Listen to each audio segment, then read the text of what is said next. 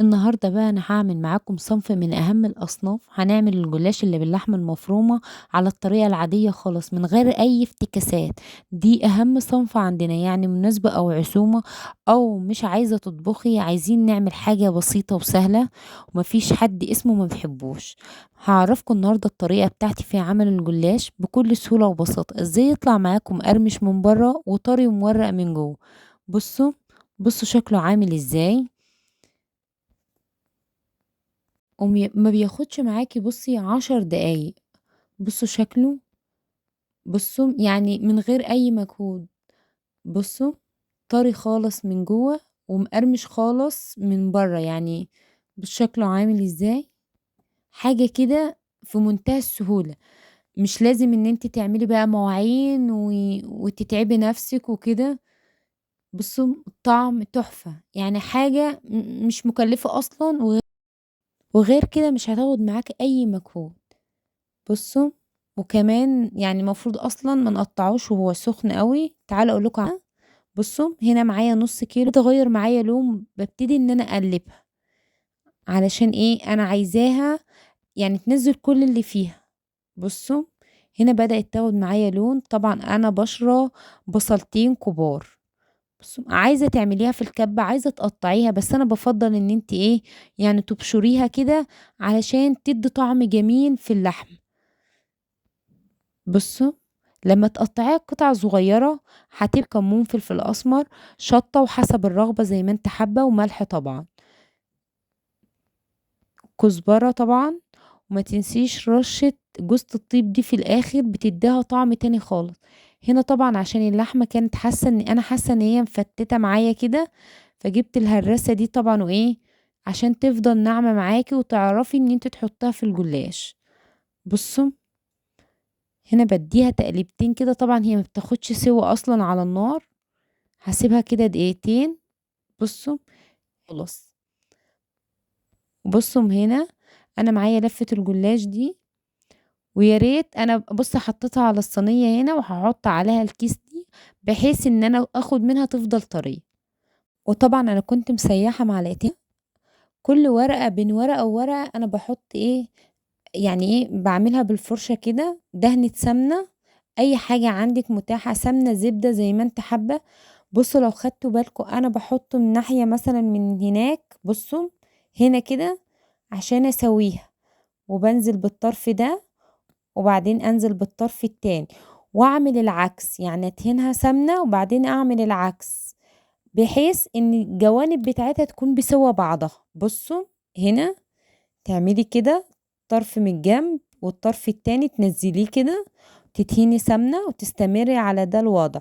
هنا هحط حوالي 6 ورقات من الجلاش تحت، واحط اللحمة وبعدين 6 فوق.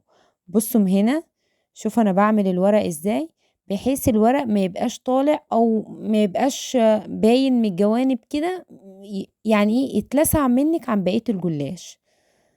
بصوا بحط ورقة من هناك وبتنيها وورقة من هنا. طبعا هنا هتبقى الوسطانية معايا حساها خفيفة. هعمل ايه بقى؟ هوريكم دلوقتي. بصوا هنا هتني ورقة كده في النص بس كده، ليه؟ عشان تبقى بسوا وعضة. هنزل بقى باللحمة، طبعا عندي اللحمة باردة خالص عشان لو بقت سخنة هتعجن منك الجلاش. وما بتحطيش في الحروف، لا في الوسطانية بس كده. بصي حاولي توزعيها كده. بصوا وبعدين بقى انزل بايه بقيه الورق الجلاش اللي معايا، زي ما تحط تحت حط فوق. انا مش شرط عليك ان انا اقولك حط 6 لازم يبقى 6، لا زي ما انت حابه، بس قد ما تحط تحت حط فوق علشان يبقى متساوي معاك. بصوا من هنا هستمر برضو من الجوانب كده، من الناحيه دي شويه ورقه ومن الناحيه التانية ورقه، بحيث الجنب ده كل الجوانب تبقى معايا مظبوطه، ما يبقاش في جنب رهيف وجنب تخين، لا. بصوا كده هنزل بقى كده واظبطها كده بحيث ما يبقاش ايه في ورق طالع عن الورقة اللي قبلها. بصوا هوريكم دلوقتي انا بعملها ازاي. بصوا استمري بقى كده بحيث ايه ما تكلكعش منك وتبقى بسوا بعضها. بصوا من هنا انا بسواها طريش برضو، علشان بصوا انا بدخلها لجوه كده بحيث ان انا لو حطيتها لبره هتبقى باينه قوي دي اخر ورقه. وبمسك من جميع الطروف كده، يعني الطرف كل جنب كده هبتدي اقطعه. هنا بقطعه قبل ما ادخله الفرن. بصوا هنا بقطعه قبل ما اخش، يعني قبل ما ادخله الفرن. طبعا هنا انا اصلا مشغله الفرن على درجه حراره 180. بصوا هنا بدهنه سمنه بقى.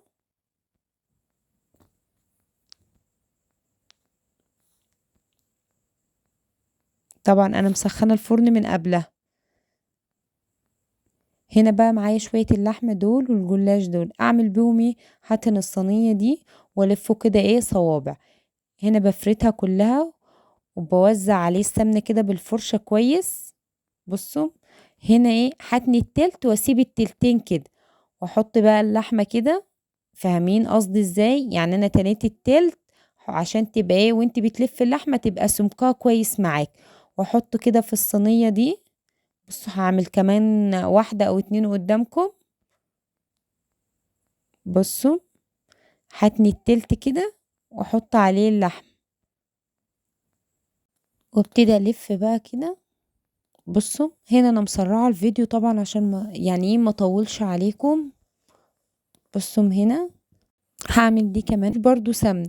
قلنا التلت ونسيب التلتين، يعني بتني التلت كده عشان يبقى سمكه مظبوط معايا وانا بقى ايه وانا يعني يبقى في السوا وفي اللف معاكي مظبوط.